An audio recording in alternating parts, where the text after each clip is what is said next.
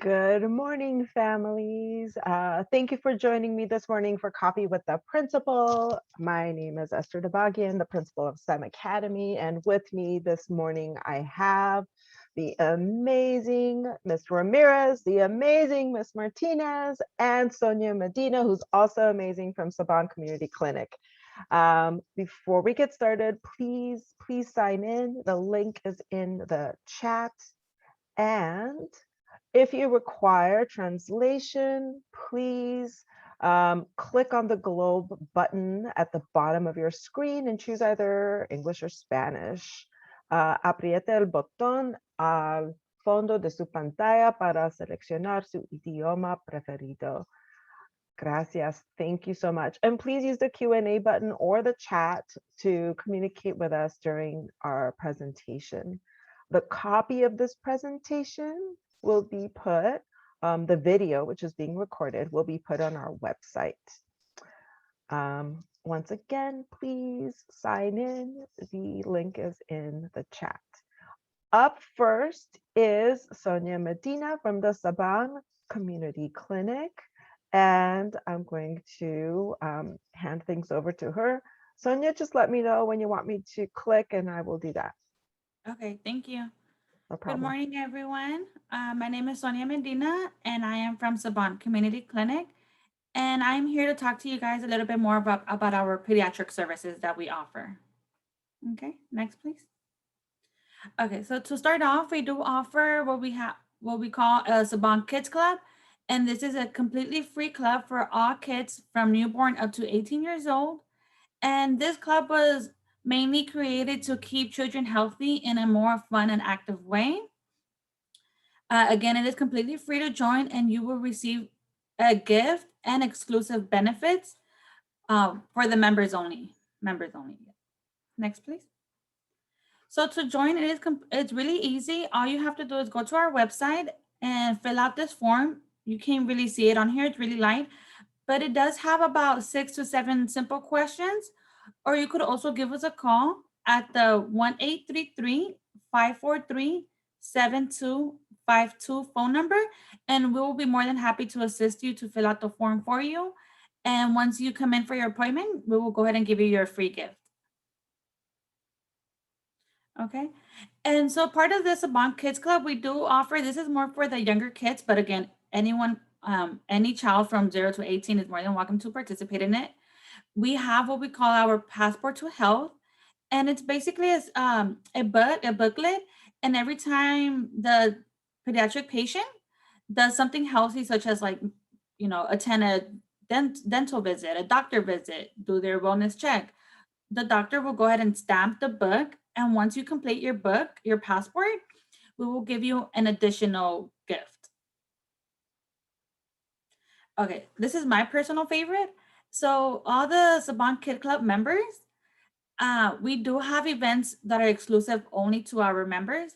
And these clubs are, for example, we have what we call our soccer clinic, where we're not doing it right now for the pandemic, but once we go back to it, we invite a famous soccer player to join our event. And we will meet up at the park. We'll have soccer and some other goodies. We also have our holiday party, and this is where siblings are able to participate, parents are able to participate, and we'll go ahead and give them a free it every individual in the family will receive a free gift. And this could be clothes, backpack, books, toys, blankets, and more. And again, these are all exclusive only to the Saban Kid Club members, and it is a free club to join. And here, this is a gift that you will receive when you first sign up to the club, to the Saban Kids Club, and it will contain a little small lunch bag with inside it will be toothbrush, sunblock books, coloring books, crayons, a few snacks. So this is the picture here is what you will receive when you first sign up to the Saban Kids Club. Okay. Okay, so now moving on to the pediatric services. The next slide will be in Spanish. But we do offer OBGYN. So if we want to start off, when the mother is pregnant, so we do offer prenatal care. We have an awesome OBGYN who would help you and guide you throughout your pregnancy. We also offer medical services and dental services. We also offer mental health services. And this is again for the pediatric patients. We do have pediatricians and a pediatric dentist. And we also have therapists that are um, that specialize in pediatric mental health. And as well, we also do offer nutrition services. And so our registered dietitian will go ahead and work with the child and with the family to help and guide the children to, have a better nutrition in their life, a healthier lifestyle. Okay. And all these services are in the same place. So that way you don't have to go to different locations for a dentist, for the doctor, for a therapist. We do have all these services in the same location. Okay. And this was a pretty quick information from me. So, but if you guys have any questions or you would like to get more information about Saban Community Clinic, you guys are more than welcome to visit us online at sabancommunityclinic.org, or feel free to give us a call at the 323-653-1990, and we will be more than happy to help you. And I'll be here towards the end of the presentation until the end of the meeting. If you guys have any questions, I'll gladly answer them as well. Thank you so much, Sonia. Please feel free to use the Q&A or the chat to ask Sonia any questions you might have, and she will be happy to answer your questions. Okay, I do see a question. Mhm. She said, "Does it matter where you live, or can you attend?" Oh, it went away. Sorry. Does it matter where you live to be a patient? No, it doesn't matter. We see patients from all over LA County. You could be, Gardena, South Los Angeles, by the downtown area, Koreatown. We're able to see patients from all over, from all LA County. Great question. Thank you. Any other questions, parents or families? Well, if something occurs to you during the rest of the presentation, and Sonia's not here, I'll make sure I pass on the question to her so she can get back to you. Thank you so much, Sonia. I really appreciate your continued partnership. I know our families do too. Thank you. Thank you. Thank you all. All right. The next part of Coffee with the Principal will be about school reopening, specifically STEM reopening. Just want to remind everyone one more time, please sign in if you didn't get a chance. The link is in the chat. Our goal for today, there's a lot of information out there, but our goal for today is talk about how we've made sure that STEM is safe. What does it look like on campus right now? And what you can do to make sure your student is ready.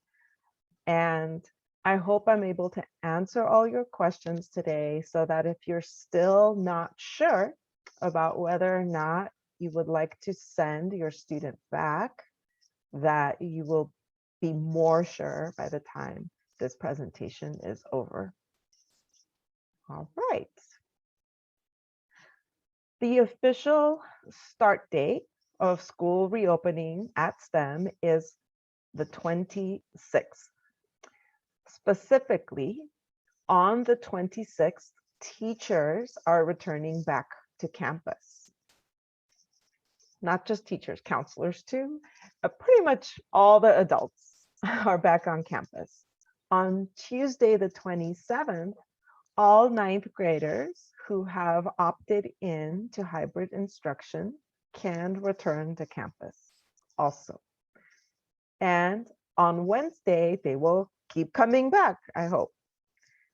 On Thursday, the 29th, is when the remainder of the grade levels will return to campus. And then on Friday, everyone should be on campus. So again, on Tuesday and Wednesday, it's ninth grade only. And on Thursday and Friday, it's everyone. This is the schedule for the week of the 26th. Specifically on Monday, the 26th, all students will have about 30 minutes of virtual advisory from home. And then on Tuesday, every ninth grader who's chosen to opt in to in-person instruction will come to campus. Ninth grade will continue on Wednesday. On Thursday, 10th through 12th will start. And on Friday, all of the grades will be on campus. So this is the schedule for people who have opted in. For those of the students who choose to remain at home, they will have regular remote schedule Tuesday through Friday, all grades to all classes. The only difference is on Monday. Monday will be asynchronous instruction for everyone, regardless of whether you're returning or not, except for those 30 minutes with your advisory teacher from 9:30 to 10 o'clock in the morning. And I will send that schedule in my newsletter this weekend. For those students that are returning, who have opted in to come back, this is what the bell schedule will be. It is almost identical to what the schedule is currently. The only difference is that they have to arrive on campus between 9 to 9:30 o'clock in the morning so we can conduct a health check. Additionally, they will have in-person advisory from 9:35 to 9:50. So those two things are new. And then starting at 10 o'clock, their school day will be the same as it has always been, except they'll be on campus, they'll be in their advisory class, and they will Zoom to each of their periods.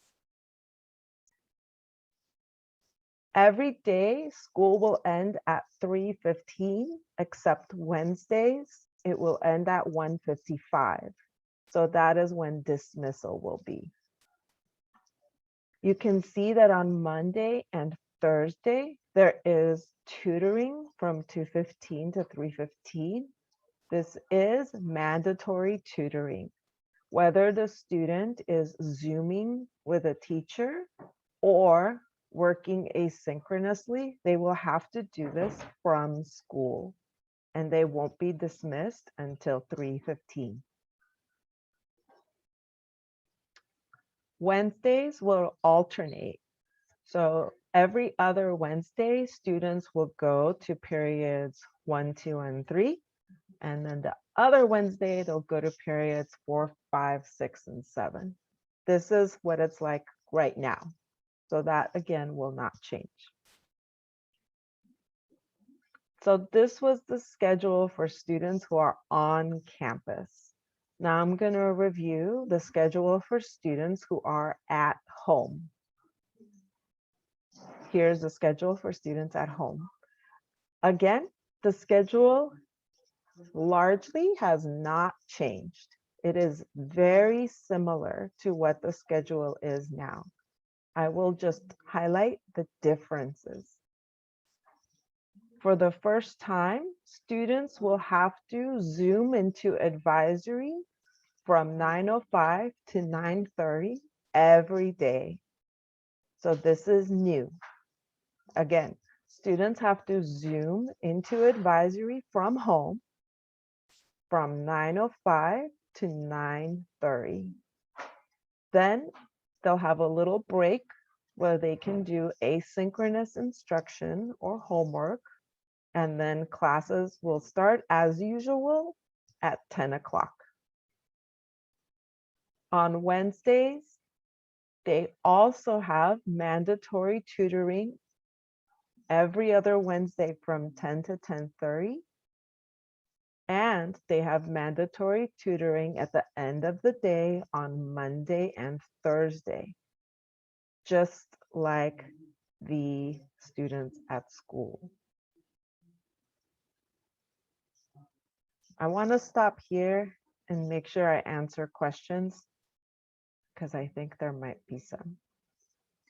So is tutoring mandatory for all grade levels? Yes.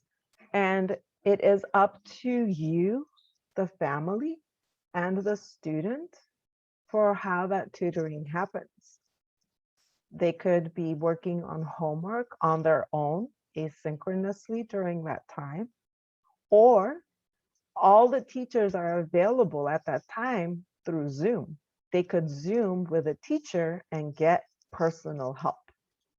So please take advantage of those times. You can see they are every Monday, Thursday, and every other Wednesday in the morning, and every Wednesday in the afternoon. That is true for students at home, and I'll go back, and students on campus. So that's true for both students. I hope that answered the tutoring questions. I'm going to move forward. On Monday, April 26th, as I mentioned before, every student, whether or not they're opting in or not to come back, will have virtual advisory from 9:30 to 10 a.m. There will be no students on campus. All other classes will have asynchronous instruction. Students will not Zoom to any other class. There will be assignments for them on Schoology. Here's a picture of our hallway, by the way. Lots of arrows. It's split in half. One-way travel only on each side. Next, I'm going to review how students get on campus. When students first arrive, they'll have to line up 6 feet apart and wear a mask. If they have a daily pass, which this student does, they'll be scanned in, the QR code will be scanned, and their temperature will be taken. If their temperature is less than 100, they will be allowed to enter campus. If they don't have a daily pass, they will go to the slow lane where someone will help them get a daily pass. But this will take much longer. So please, please encourage your students to get a daily pass every morning. If the student has a fever of a greater than 100, they will be escorted to a quarantine area and the parents will be notified. You must then come and pick up your student. If a student cannot get a daily pass because they don't have a negative COVID test on file, they will be asked to return home immediately. The temperature checks are to ensure that our students are asymptomatic. So if the temperature is 99.9 degrees or less, and the student is wearing a face mask, they will be allowed on campus. However, if it's greater than 99.9 degrees, then the student, again, will be held in quarantine until a parent is able to pick them up. If the student doesn't have a mask, we will provide a mask for the student. Daily pass. The daily pass is to ensure that your student has a negative COVID test result in the last 7 days. Your student will not be able to get a daily pass like the one shown here if they do not have a COVID test on file. If there is no COVID test on file, your student will not be allowed to enter campus. Let's see. Ms. Ramirez, could you help me with the question in the Q&R? What time? In asking about what time or how much time will this be available? Will what be available? The length of the COVID test? Great question. So your COVID test will be valid for 7 days. Because it takes about 24 hours to get results, I would suggest that the test be done every 6 days, just to make sure. Once school starts, we will try to make sure we make testing available on our campus. That is what the district has promised us. We're just not sure it's going to happen, but I'm pushing hard. I'm very, very strongly advocating that testing take place on campus. Until that starts, please get your student scheduled for a COVID test at the most 7 days before their return. All right. When entering campus, all of these stairwells and hallways are marked in single directions. So students, and there are signs for students to remain 6 feet apart. In class, all chairs and desks are placed 6 feet apart from each other, and students will be expected to keep their mask on all the time. During lunchtime, all chairs or all tables have been labeled so that students can only sit in locations that keep them 6 feet apart. Meals can only be eaten in outdoor areas.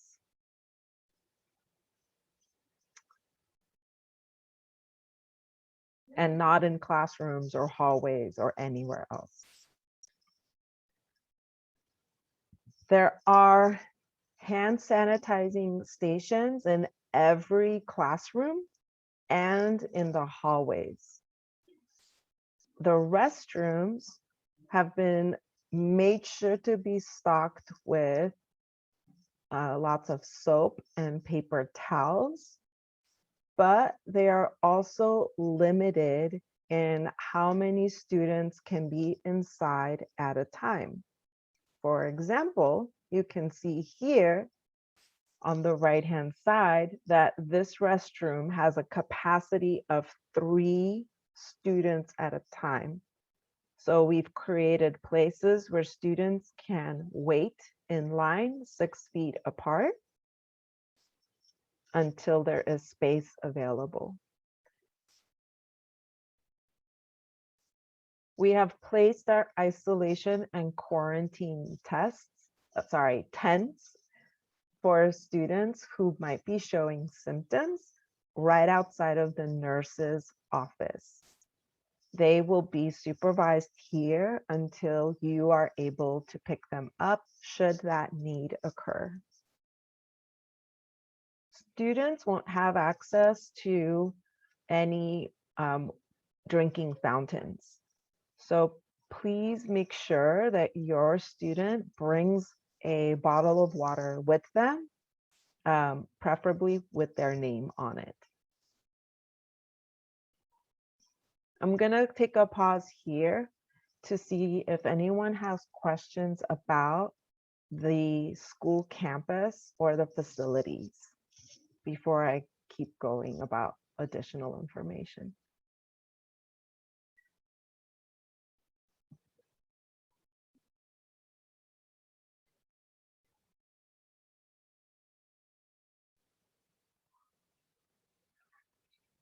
Okay.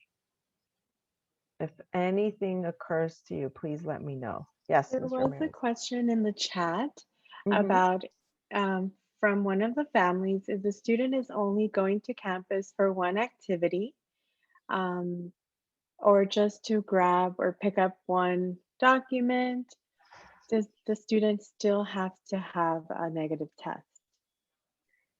If the student needs to come on campus, then yes, they must have a negative test. Great question. Another question is, how long does the daily pass last? And do we have to fill this daily pass every day? Also, great question. The student can fill out their daily pass on their own, and they have to do it every day. It is specific to each day and to each location. For example, some of our athletes might have away games, but they might have school that same day. So what they do is they create a daily pass for STEM and they create a daily pass for the school that they're going to compete at on that day. Great questions.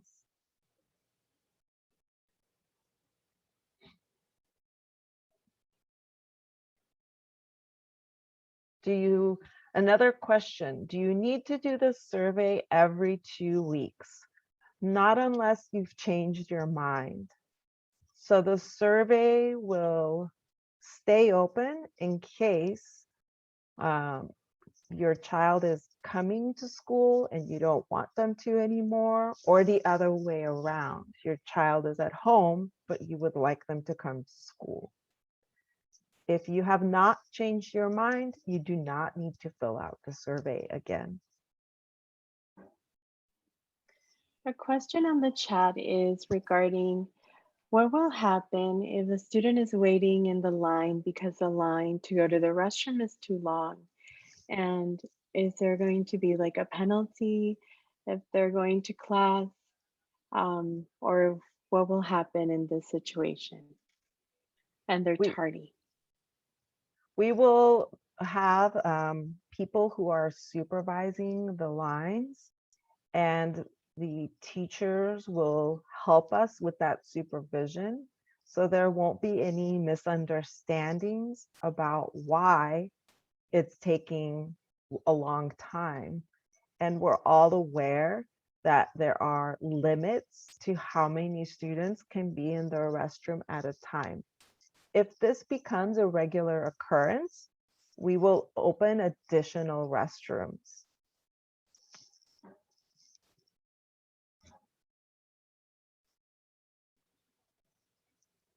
Another question is, when do class start? When do, it says, ¿Cuándo comienzan las clases? When do classes start? So the in-person school opens on the 27th.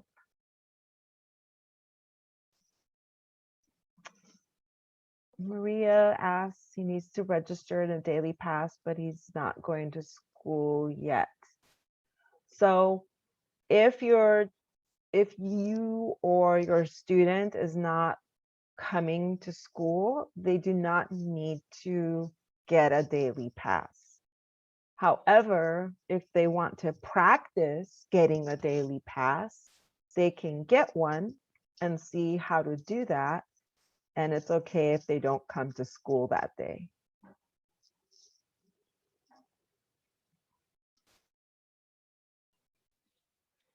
There's another question on the chat about checking in and where would they check for their negative COVID test? Great question. If you go to dailypass.lausd.net. On that website, any student or parent can log in and do lots of things. Get a daily pass, book a COVID test, see their COVID results. So all of those things are available on the same website. However, a word of caution, only a parent is able to book a COVID test for their child. A child or a student is not able to schedule a COVID test for themselves if they are under 17 years old.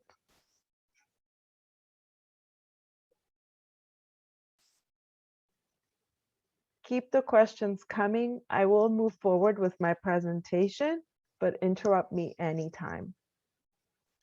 I want to remind everyone that the program selection form is still available. So if you have changed your mind about whether or not you want to send your student to school or keep them at home, you can fill it out. If you want to tell the district about whether or not you want the school year, the school calendar to be extended next year, you can do that on this survey also. And if you have interest in having your student attend summer school, you can also express that interest on this form. So it's not just about whether or not your student can come to school in person or online or at home. It also has questions about summer school and making the school year longer next year and to find out your preferences.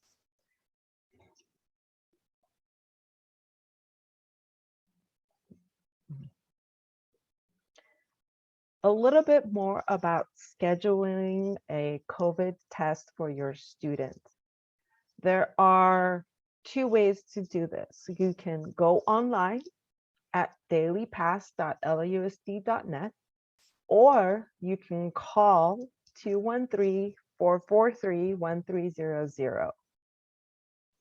The testing center's hours have changed, and you can now get a test as early as 7 a.m. and as late as 7 p.m.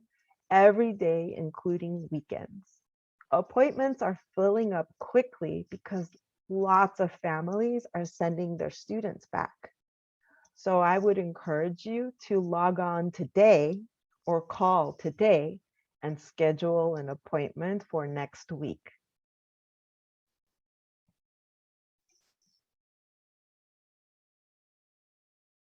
In order to use dailypass.lausd.net, parents need to have a parent portal account. And if you need help setting up your parent portal account, please call us. There are guides online as shown on the screen, but I understand the process can be a little difficult. So please, if you're having any trouble, give us a call at school and we will be happy to make an appointment with you and personally walk you through the process.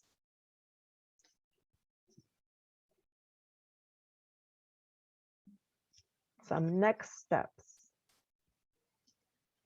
If you have not selected a program yet, please do that as soon as possible. Then schedule a COVID-19 test for your student. And lastly, make sure that you have scheduled or, registered for a parent portal account.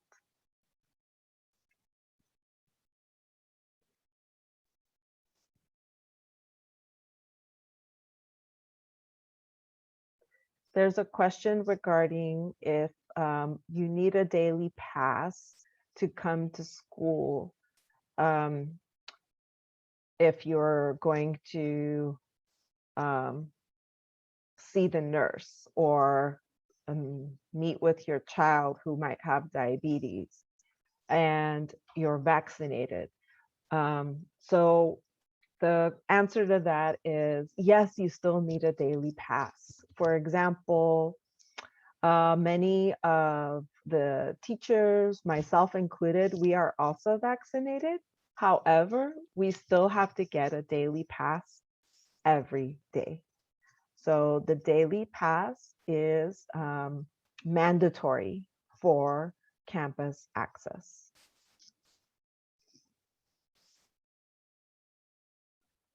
There was a question earlier about if the families are not doing their COVID test for their student using LAUSD testing, COVID testing sites.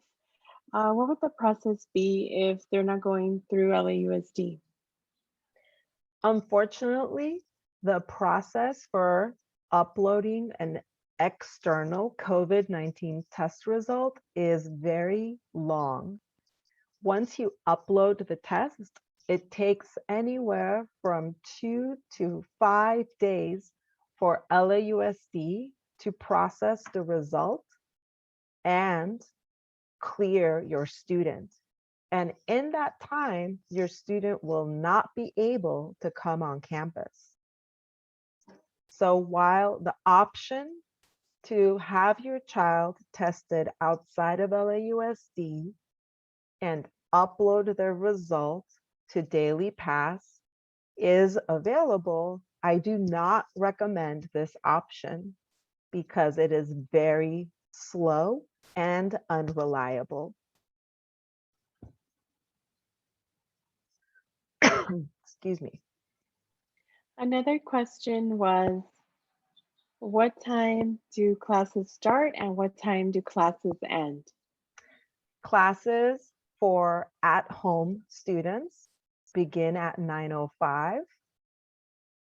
Classes for at-school students begin at 9:35, and everyone ends at 3:15, except on Wednesdays, we end at 1:55. I see another question. Do you need to present your vaccine to enter the school? No, you do not.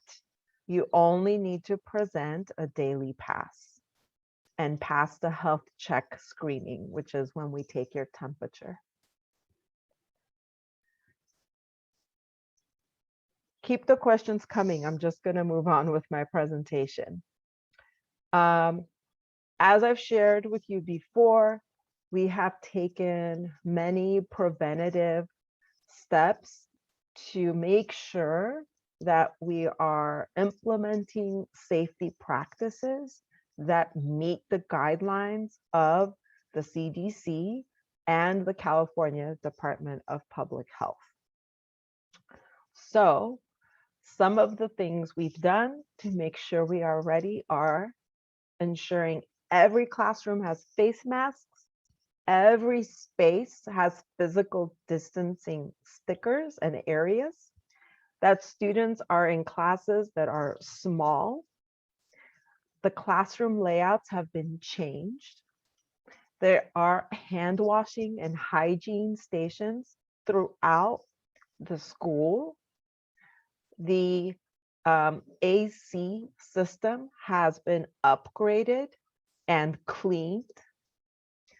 Our B&G building and grounds workers have gotten new disinfectant supplies, and they are cleaning and disinfecting on a daily basis. We have implemented health screening procedures, and we have trained our staff to make sure that the personal protective equipment and cleaning supplies are being regularly used. And here's the list in Spanish. So some questions that are being asked. Would they go every day, and do they need to get a COVID vaccine? So students who are opting in to come to school will be coming to school every day. I know this is not the case for some other schools where students might be attending like twice a week or 3 times a week. That is not the case at STEM. If you opt in to send your student to school, your student will be attending every single day. Some other questions I see. Let's see.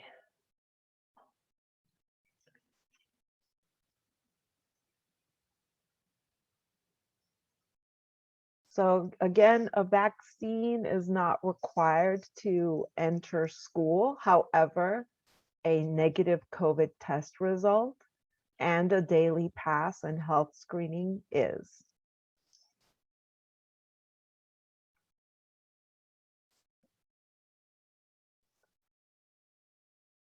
Let's see. Is the Parents Center open during class? No, it is not. The Parents Center is not open. All meetings like coffee with the principal and teacher professional development will continue to be only virtual.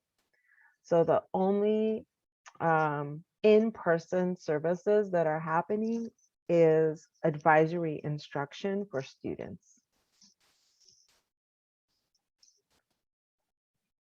See. There's another question about the last day of school this school year, and when is the first day of school next school year? So the last day of school this school year is June 11th. Let me double check my calendar so I can make sure I'm giving you the correct date. Yes, June 11th is the last day of school. And for the first day of school, we don't know. And that is one of the survey questions on the program selection form. The school board is currently debating whether or not to extend the school year next year. And they would like to know what you think. You can use the program selection form to provide your opinion. They are considering anywhere from a 5 to a 10-day extension of the school year. And they are considering whether to do this in the beginning, so it would cut into summer break, or in the winter, or a little bit of both. So that is something that they have not decided yet and would love to have parent input before they make their decision. Another question, how will it be entering school with other schools, Apex and Bernstein? Do they have a different schedule? Great question. As of now, Apex will not be returning on campus. And Bernstein and STEM have slightly different schedules. They will be entering school 30 minutes before we do, and they will be dismissing from school 30 minutes before we do. So we are staggered.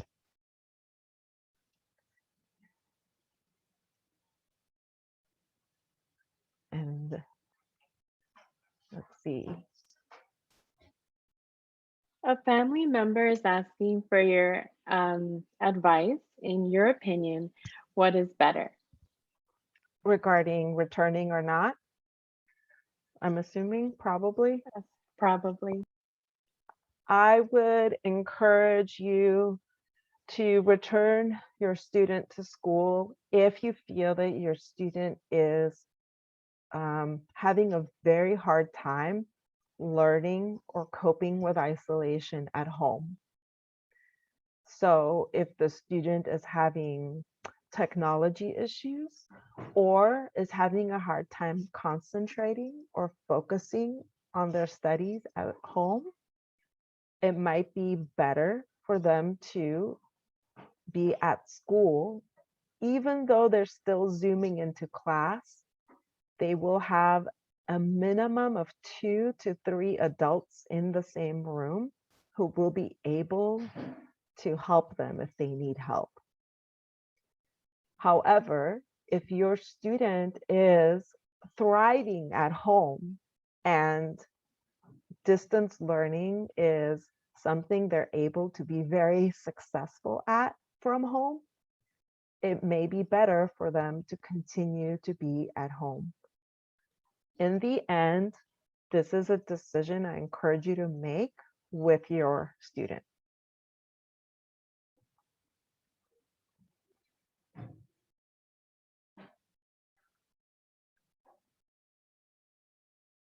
See. The next question is, it says, ¿quién dice depende de la necesidad del estudiante y del hogar, cierto? So you're saying that it varies on where it is necessary based on student need and based on the home situation, correct? Yes, yes, absolutely. See.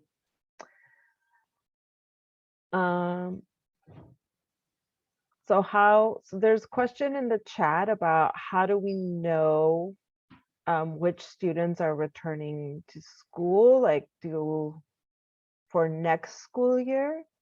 So we are assuming that all current students who are not graduating are coming back next year. If that is not the case, please call our office and let us know.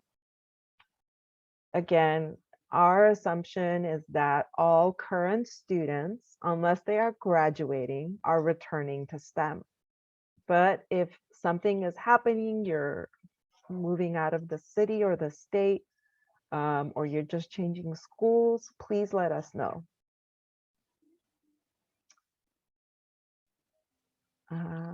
These are all really great questions. I'm going to stop sharing my screen. Please make a note of our website, our phone number, and our email address. These are great ways to stay updated. And also remember that we have a Twitter account and a newsletter, both of which are on our website. If you're not sure which option you put down for your son in the program survey, please feel free to fill it out again. It's pretty short and it will automatically update your preference. There's a question in the chat if our school, STEM Academy, is still a pilot school. Absolutely. Yes, we are still a pilot school, which is why our schedule looks very different from other schools. All great questions.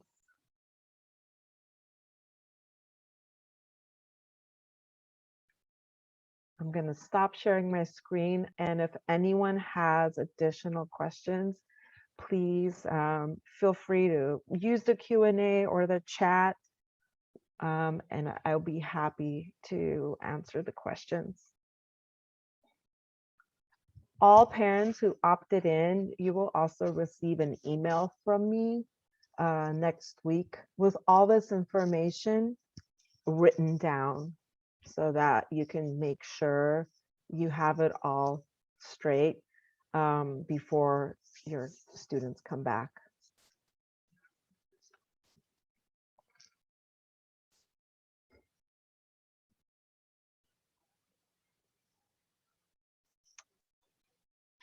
Anything else? Anyone else?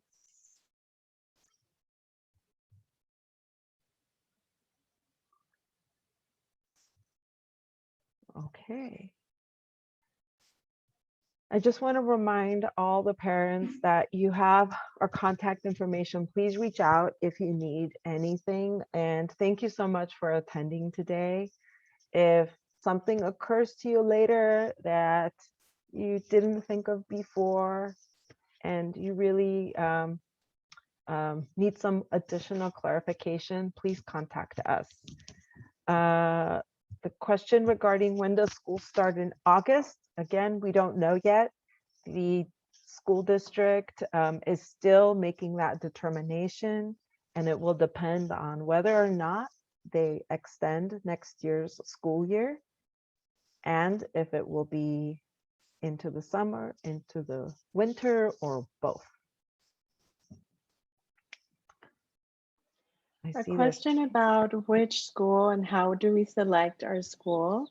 Because some families are confused on the selection of STEM. It's Helen Bernstein STEM, or they wanted to know the name of our school. Yes, I'm assuming this is about the daily pass. So when you go on daily pass, and I love it because I have to do this every year, I mean, every morning, pardon me, there are 4 Helen Bernsteins. We are the last one. Helen Bernstein High School, science, technology, math, engineering, math. It's that one. That's the one you pick for your daily pass.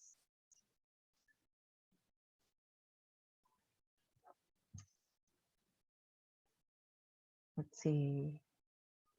I might need your help, Ms. Ramirez, with the first one, the 9:57 a.m. question.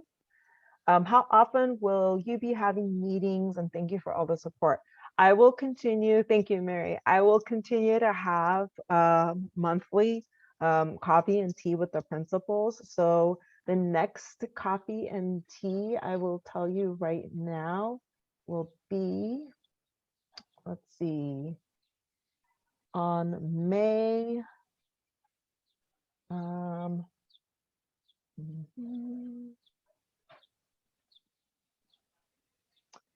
It will be on May 18th. So the next, it will be tea with principal on May 18th at 5:30 p.m.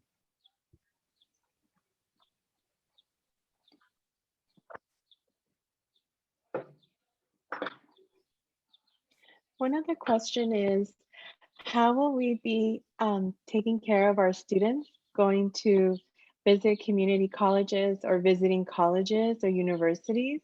Because the parent would like for their student to have awareness of the different colleges. How will we be taking care of this? So, so I'm really excited College that, visits, yeah, college yeah. visits, and So yeah. this year we actually did a bunch of virtual college visits, and I'm really excited about that. So our students were able to visit campuses virtually. Next year, what I'm hoping is that our most of our students will be vaccinated and life will return to normal, and we will be able to take in-person trips as we did before to visit these colleges. But if we're not able to do that, then we will continue to do virtual visits to make sure students see what the campus layout is and what it looks like.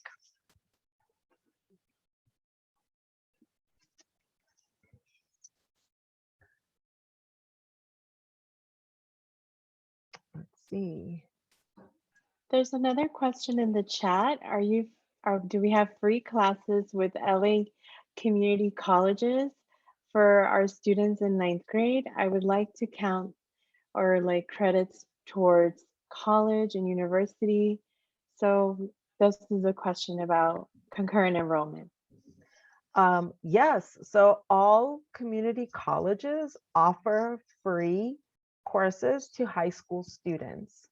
And if you need help registering your student for free community college courses, please reach out to our college counselor, Miss Yesenia Louise, and she can help you with that. And yes, most community colleges offer summer courses for high school students.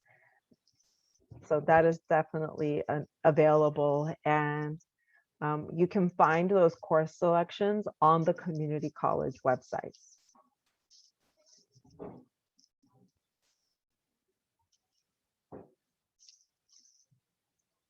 Thank you for the question.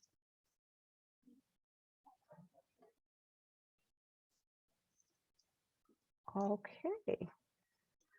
Well, Ms. Ramirez, Ms. Martinez, I think we're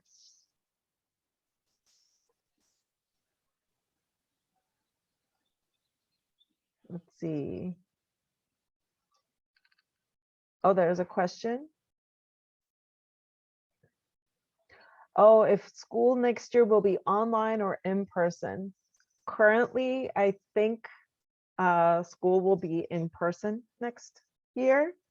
However, we have not heard official word. And I think that's because the decision will depend on what's happening with the COVID-19 virus and what is happening with community transmission here in Los Angeles and Hollywood. If we're able to get community transmission down and a large number of students and adults are vaccinated, then I believe we will return to campus. However, if those things do not occur, we may be looking at some type of hybrid schedule or online courses. Thank you all parents for attending. I really appreciate the time. I know this was a long meeting and there was a lot of information, but the session was recorded and I will put the recording on the website this week so that you can review it for your own information. I'll also be reaching out through my newsletter and through email to make sure that all this information comes your way. Please take care, stay safe, and have a wonderful weekend. Bye.